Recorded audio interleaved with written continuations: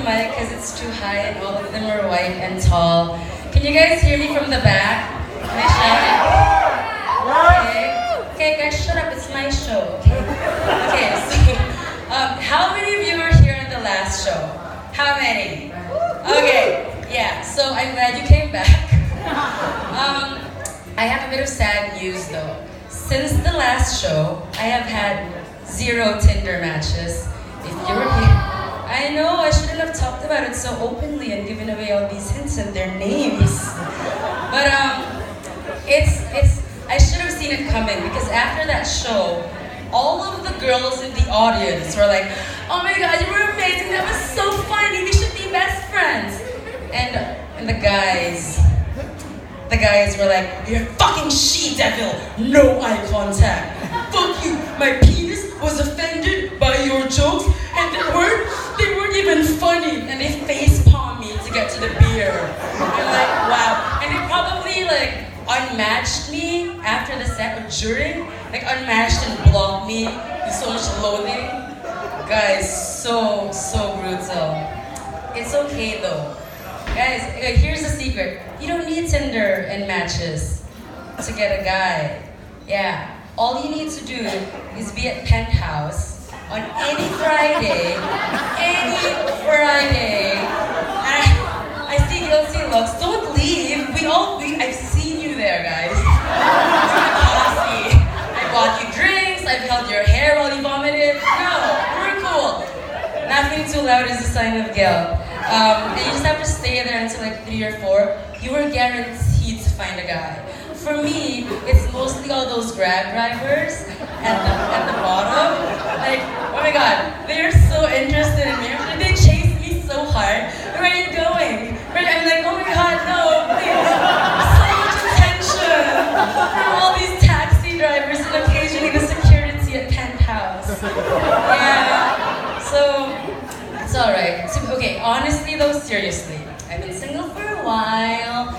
And I've been dating around because my mother told me I should collect and select. So I've been like collecting and selecting. And I realized that there's like 2 kinds of guys when it comes to toiletries. Like the first kind of guy, when you are in his bathroom and you're like, babe, you have toothpaste. Instead of coming in with a fresh tube of toothpaste, they come in with a fucking credit card. And they just like, they swipe, they get back to front. So, I'm gonna use my thumb. Oh, it's still not working. I'm gonna strangle the neck of this toothpaste. Just squeeze every last drop out.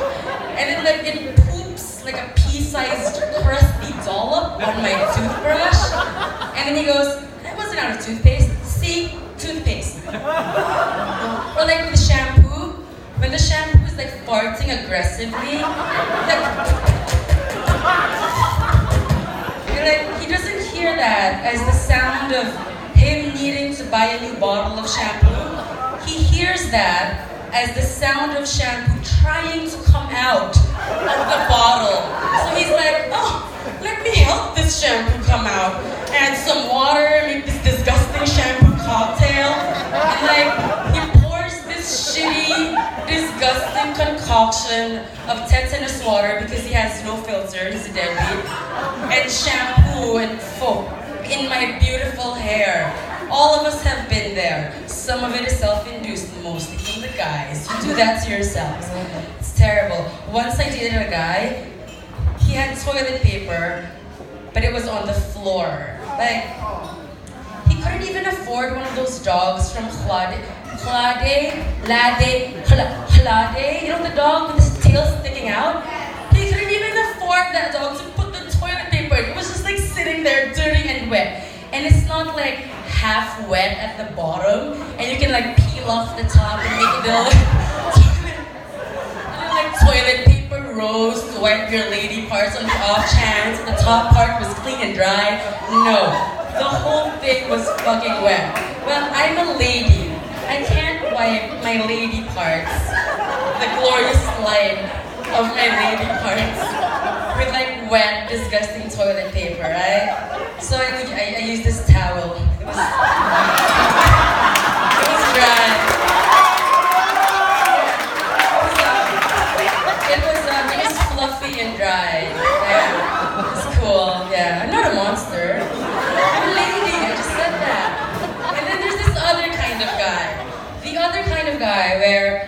soon as there's minimal effort on the toothpaste, he's like, meh!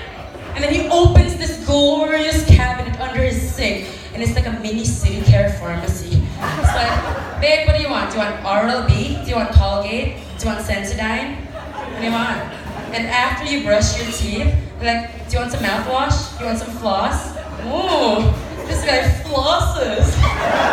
You know you're getting old if you're like, oh, he flosses, that's so sexy. Yeah, I'm giving away my age here. The only time the deadbeat flosses is if we make out so hard that his hair gets stuck in my teeth and like his food particles get stuck in my hair. That is his version of flossing. I obviously save it for later in case I get hungry. Yeah, so these are the kinds of guys. And like, it's a very obvious answer, isn't it? Who do we choose? Ladies, I'm not asking who should we choose. I'm asking who do we choose? Of course we choose the deadbeat. We don't want to love and be loved, we want to suffer. We want to suffer in ways that feel familiar, okay? We just want to be martyrs in shitty relationships because if it's going well, we feel like there's something wrong. It's ridiculous. Like we choose the dirty room, the danger of hepatitis. Like, oh my god, dirty talk is so easy if the person you're dating has no concept of personal hygiene. Oh, let's do dirty talk. Oh my god, you haven't washed your underwear in 10 days. Oh my god, your sink is just full of flies from all the dishes you haven't washed. Your bedroom smells like every Dutch oven I have ever seen or smelled in my life. Is this dirty enough for you? And like what, lights on or lights off? There is no lights on. He hasn't paid his bills in a month. Like, you don't have a choice there. So, okay, nowadays though, I'm in my 30s. I know, I look 12, Asian. But I understand that I'm not gonna be hot forever. That's 20s shit. And y'all better make the most of it. So I decided to proactively choose to date the guy who has his shit together. Which is kind of nice, like we've been dating. It's in the early stages, so he's trying to impress me a lot. Like he took me to this fancy restaurant. Oh, and he was like, babe, what's the special occasion? I was asking him. And then he went, the special occasion is because I get to see you. And every time I see you, it's a special occasion. Psh, wow, the clitoris got hard, man. I was like, whoa, this is the guy that I've been rejecting my whole life. Why? Well, my ex was French. Had to make a French joke. I make very poor life choices. Let's get over it. Yeah, now I'm in the up and up. So he took me to this fancy place. They served us an amuse-bouche, resisting the urge to make bouche jokes about my bouche. Yeah, so there was like a amuse-bouche, which is like the appetizer before the appetizer, and it's free, so I like it. So the amuse-bouche looked like a rose on top of some foam, like soap, you know? So, I mean, it smelled like a rose, it looked like a rose, so I was like, hey, nice garnish, took it out, and then started drinking the soupy foam stuff, not fancy. And then the waiter comes over and goes, Madame, you were supposed to eat the flower. And I go, what? And then he goes, Madame, you eat the flower. And I go, what? And he goes, Madame, you eat the flower. And this goes on for 20 minutes because I couldn't understand what he was saying. But basically, he was telling me that the flower was part of the meal. Now, I have never eaten flowers before. Like, people don't go, happy birthday, Claire. And they go, nom, nom, nom. That is delicious. Thank you, Amanda. Like, it doesn't happen. But yeah, I decoded this flower because if you find a guy like that, you will eat anything. You will eat that underwear that hasn't been washed in 10 days. You will just, okay, you find a cool guy, you just do it.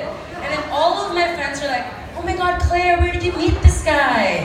Where did you meet him? He gives you flowers, he feeds you flowers, he has a city care under his sink. Tell me the secret. Well, here's what I have to say. Never underestimate the eligibility of Grab drivers at Penthouse at 3 in the morning.